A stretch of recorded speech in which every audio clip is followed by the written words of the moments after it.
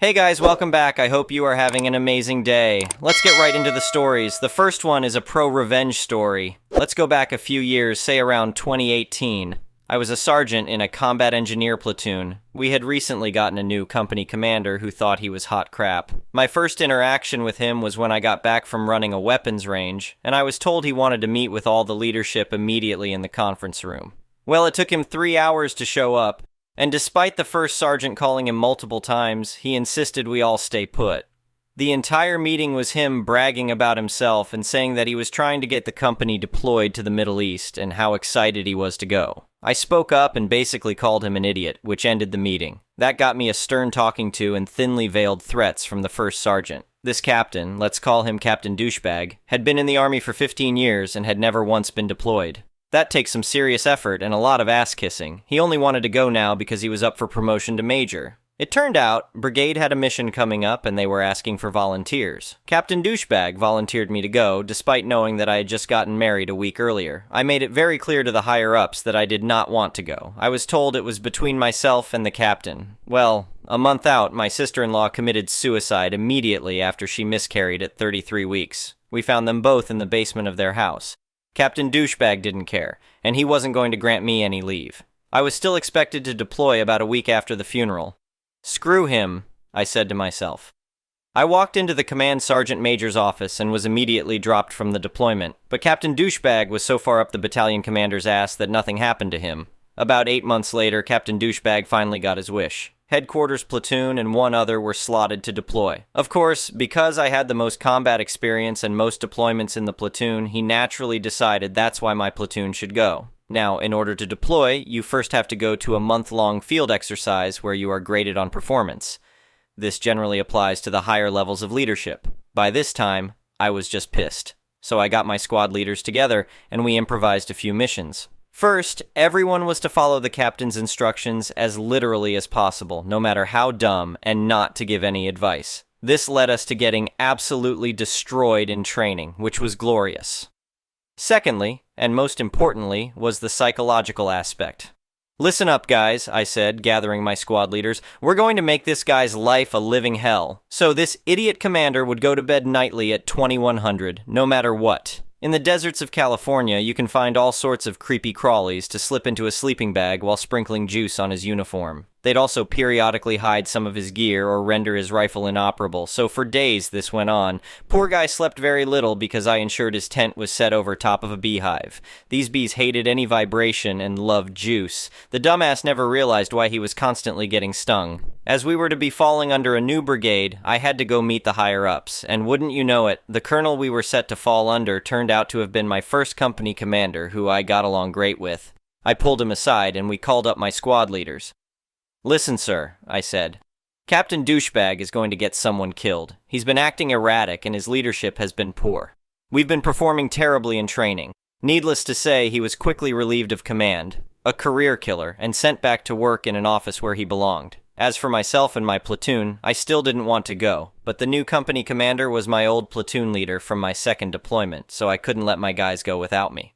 Turned out it would be my last deployment as some injuries forced me out of the military, but everyone came back alive. The next one is an entitled people story. I've always loved the peace and quiet of country living. After years of working stressful corporate jobs in the city, I decided to retreat to a cozy cabin on some land I inherited from my grandparents. It was bliss, just me, my 2 dogs, and Mother Nature. No traffic noises or nosy neighbors, only lush forests and rolling hills for miles around my property. Or so I thought. Last year, I got an opportunity to teach English abroad in South Korea for 6 months. I was thrilled at the chance to travel and experience a new culture, though it pained me to leave my sanctuary in the wilderness. My cousin agreed to house sit while I was gone. She'd come by every weekend to check on the place, tend to the yard, and make sure my dogs were happy. When I returned home, I couldn't wait to unwind from my travels and settle back into my quiet life. But as the taxi drove down the long dirt road leading to my property, I noticed something strange up ahead. Squinting, I could make out a house that definitely hadn't been there before. Wait, stop here for a second, I told the driver, my heart sinking. This couldn't be right. I got out and walked closer, only to confirm my worst fears. Somebody had built a house right smack in the middle of my property. I was livid. Who would dare encroach on my land like this? Fuming, I made my way to my own cabin, noticing how the previously wide-open space now felt cramped and closed in with this new structure looming nearby. As soon as I got inside, I called my cousin, demanding an explanation. Through nervous stammers, she told me how our new neighbor, Karen, had moved into the unfinished house 1 month after I left for my trip. Karen claimed she had purchased the land fair and square from the county and even had the documentation to prove it. My cousin, not knowing the exact boundaries of my property, assumed Karen was telling the truth. Karen bullied and intimidated my poor cousin to keep quiet, insisting she had every right to build there. By the time my cousin began to have doubts, it was too late. Karen had established occupancy in the house. I couldn't fault my cousin too much, as she was quite young and Karen could be downright scary. But I also knew this was a bunch of crap and I needed to act fast. Karen clearly thought she could pull a fast one and steal land if the owner wasn't around to defend it. Not on my watch. The next morning, I marched right over to Karen's door and pounded relentlessly until she answered. Before she could get a word out, I announced, "You're trespassing on my land and this charade ends now." Karen, a blonde woman in her 40s with an obnoxious air of entitlement, smirked and replied, "I don't know what fantasy world you're living in. This is my property. I have the paperwork and county approval to prove it." I was fuming as she continued. "Honestly, you should have put up property markers if you didn't want anyone building here. It's not my fault you were an absentee landowner. Possession is 9/10 of the law, honey." I got right up in her face and said, "Listen here. I don't know what kind of forged nonsense you coerced the county into, but my grandparents left me this land and you stole it. I'm giving you one chance to vacate before I take legal action, and believe me, you don't want to tangle with my lawyer." Karen merely scoffed and threatened to call the police on me for harassment. I told her to go right ahead and that she'd be hearing from my attorney shortly. Over the next few weeks, I wish I could say I kept my cool, but it was difficult with Karen living smack in the middle of my property. She blared loud music at all hours, let her pit bulls roam around off-leash, and mowed only her small patch of lawn, leaving the rest of my yard overgrown. Fortunately, my lawyer was working diligently on my case behind the scenes. We had an ironclad claim, given my grandparents' original land deed from the 1950s. The county office search also showed no record of Karen purchasing the property. After my lawyer presented the evidence and documentation, the county was forced to admit fault in mistakenly approving Karen's so-called proof of purchase. Of course, that didn't stop Karen from continuing to assert squatters' rights to my land, but the law was firmly on my side. It took several contentious months, some mediation attempts, and finally a court order. But I ultimately prevailed. Karen was ordered to demolish the illegally built house and vacate at her own expense. As the bulldozers moved in to raze Karen's undeserved mansion to the ground, I watched with sweet satisfaction and relief. My lawyer had come through mightily. In the end, Karen's greediness backfired big time. She ended up losing a small fortune on my land and nothing to show for it. My property was finally returned to its rightful spacious, peaceful state. Justice had been served. This experience was proof that sometimes you have to stand up for yourself against schemers and charlatans. With determination and a good lawyer, you can defeat the Karens of this world no matter how cunning they may seem. My land now proudly displays proper no trespassing signs, and I've taken security measures to prevent any future encroachment. The solitude and serenity of my countryside home has never felt more special. The next one is a petty revenge story. I had a rich boss once. That was only rich because of the wealth from his grandparents. Guy was a complete and utter moron. He made nonsensical financial decisions and burned through hundreds of thousands of dollars in completely avoidable mistakes. But because he had money from his ancestors, he just shrugged of these losses and continued. He had also only but the faintest idea about his company or how to lead or keep employees. I was bashfully keeping the company together. As such, I was the naysayer that blocked 90% of his stupid plans and decisions. Due to my negativity, I was fired. The guy was also arrogant as hell because he had a master's and PhD in economics. I thought, no way in hell can this guy have a master's PhD, he's so damn stupid. So I searched for his master's and PhD thesis, went to the university library, and what a surprise, on the second page of his master thesis, found a text passage without citation. After like 40 minutes, I found another 10 passages he copied without citation. I spent only some 20 minutes examining his PhD thesis and found already 2 cases. I made pictures of the text passages he copied and the books from where he took them and wrote an anonymous email to the university. A year later, he lost both his master's and PhD because of his plagiarism. I know this from people that still work with him because he exploded. The university just thanked me but told me they can't provide further info due to data protection. So either he had a ghostwriter write it for him who didn't care, Or he just copied and thought he would never be caught. He wrote both in the 80s. Chances are many master's and PhD theses from these times are plagiarized because there were less possibilities to check. After all, imagine it's 1985 and you are at the University of Chicago, and during a trip to Miami, you visit the library and write of a thesis there. If you change the title, there is almost a zero chance that you will ever be caught. So if you have stupid bosses, people around you with a degree that are older and did you wrong, it might be worth your time to check their thesis. The next one is a malicious compliance story. This happened a long time ago, in a different century. I was working for a large multinational firm with multiple sites in the UK. I was usually based in, let's say, York, but was sent on a 6-month secondment to head office in London. Everything was on expenses. The hotels during the week, evening meals, and particularly rail transport to and from London on Monday mornings and Friday evenings. At this time, I was living in digs in York, which were charged by the nights I actually slept there, so most weekends it saved me cash to go back home and stay at the parents in Reading, relatively close to London compared to York. As I was in Reading almost every weekend, I asked if I could travel from there direct to the London office instead of driving all the way from Reading to York just to catch the damn train back all the way down to London and do the reverse on Fridays.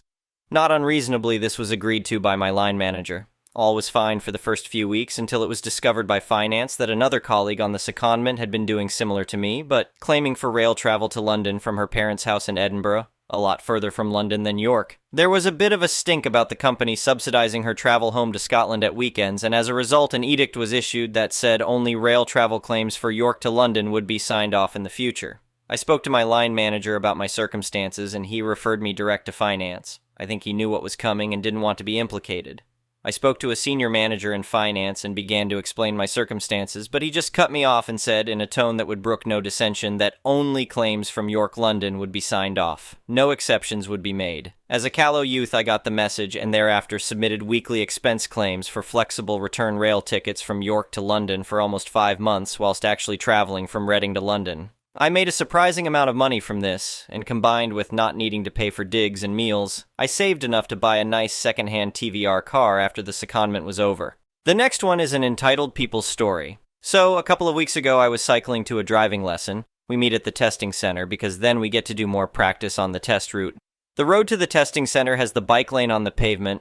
There are signs all down the road indicating this, as well as bikes painted on the ground, just to really emphasize that the pavement is also a bike lane. So I'm cycling along, not fast as there are teenagers walking around going to and from the college further up. If they are in my way, a quick ding of my bell and they move over without issue. I get near the test center and there is a lady with 3 dogs. As I've always been taught, I stopped because animals are unpredictable and it wasn't too wide of a path, so I didn't want to risk them jumping out in front of my wheel. At this point, I should have gotten off my bike and walked past, but as the lady was still walking, I thought it would be okay to just stop and let her walk past. How wrong that was. She had no control of these dogs and let them walk wherever they liked. One of these dogs decided that they wanted to walk the other side of my bike that the lady and other dogs were walking, so now I'm stuck. This lady decides this is the perfect time to start arguing with me. Lady, you would do better on the road. Me, oh no, it's okay. This is the cycle lane, lady. No, it's pedestrian priority. Me, yes, it's also a cycle lane, lady. Pedestrians have priority, me, yes, and that's why I stopped.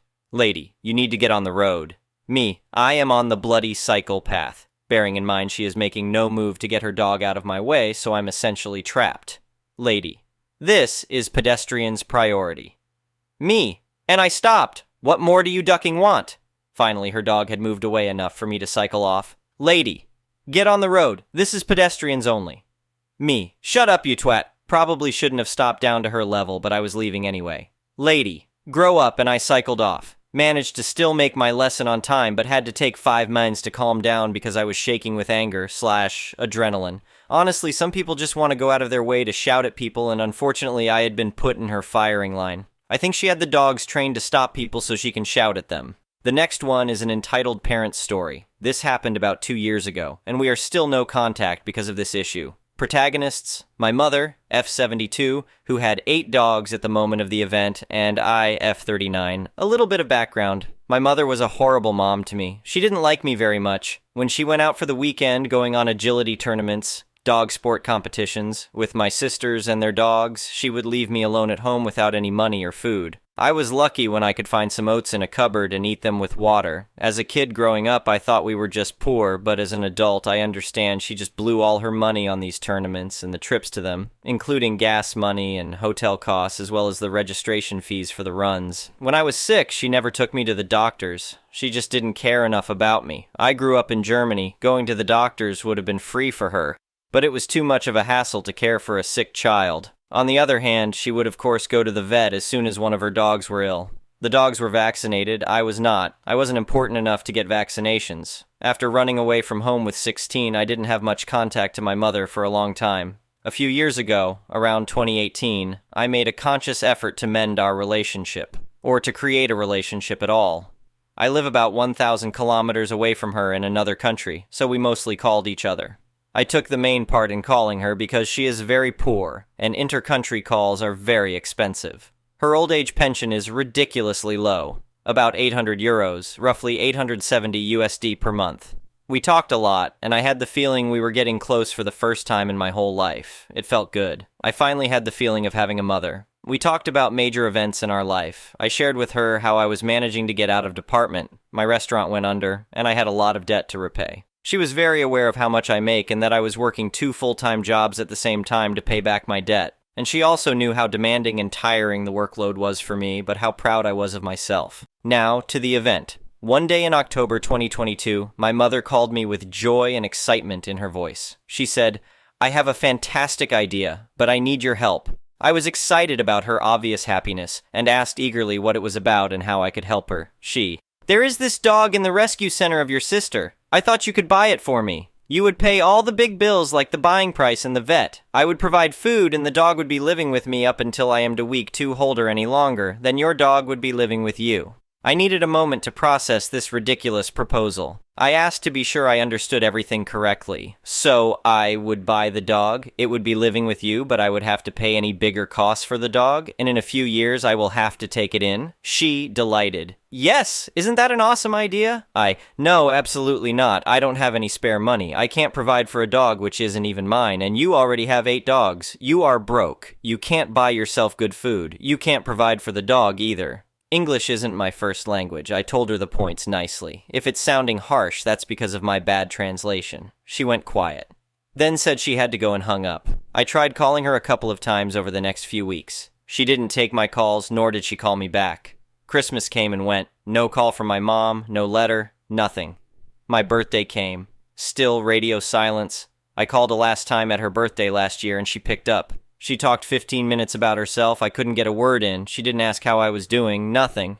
When we ended the call, I knew the relationship was over. So that's how I lost my mom for good, because I didn't want to buy her a 9th dog. The next one is an entitled parent story. My girlfriend and I came over to see my parents the other day. When we arrived, everything seemed great. My mom was healthy, positive, in a good mood. Everyone was, but specifically her, who had been unhealthy in recent weeks, so it was nice. It immediately devolved from there. My girlfriend and I engage in light roasting with each other, obviously understanding that it is in no way serious. She tells me to go duck myself. I tell her she's terrible at video games when she dies in a game, for example, but we're both laughing and very obviously joking with each other when we do it. And my mom decided that now, unprompted by a comment of that sort at all, that she would inform us both that she feels so bad for me, that she tells her friends how mean she is, that her friends constantly ask for their daughters if I'm single yet, and that the first time she heard her do one of her roasty jokes, she locked herself in the bedroom and cried for hours, which she absolutely did not do. She then went on another tirade about my girlfriend being rude to her over the phone, in a phone call she doesn't even remember because she woke from a dead sleep to answer it on a day that we were all extremely stressed out because our cat nearly died.